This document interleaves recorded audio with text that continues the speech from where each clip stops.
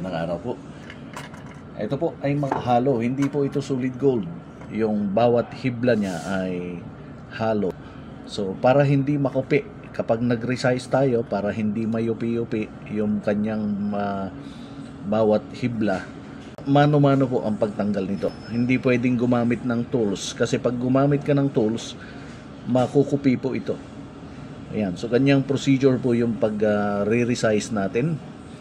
Tinatanggal natin isa-isa yung kanyang mga rings, kung gaano kahaba yung babawasin, at saka natin idudugtong naman. Isa-isa pa rin.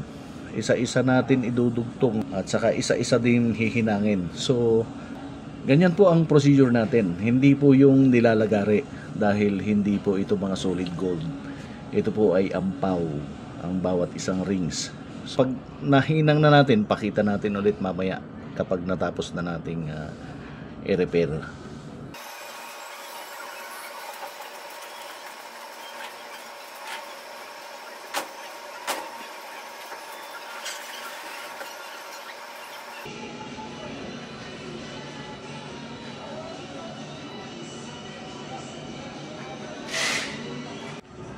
Ayan na po yung ni-resize nating machine made na hollow na bracelet.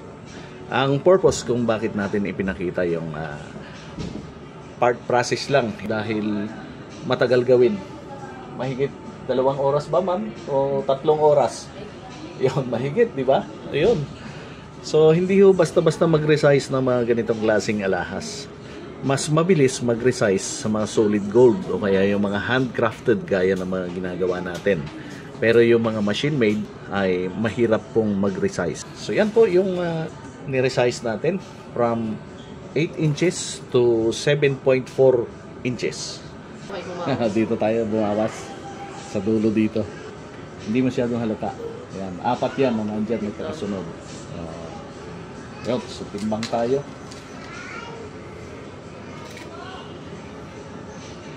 9.7 plus yung siyam na piraso, 10.3 to 10.4. Balik sa 10.3.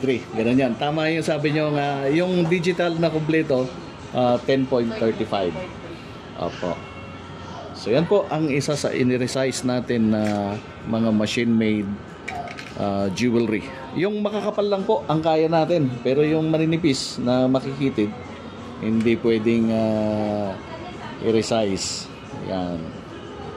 Yan, i-resize natin sa 7.4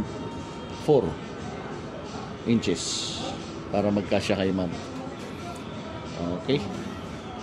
Si Yaring Platero po. Good day.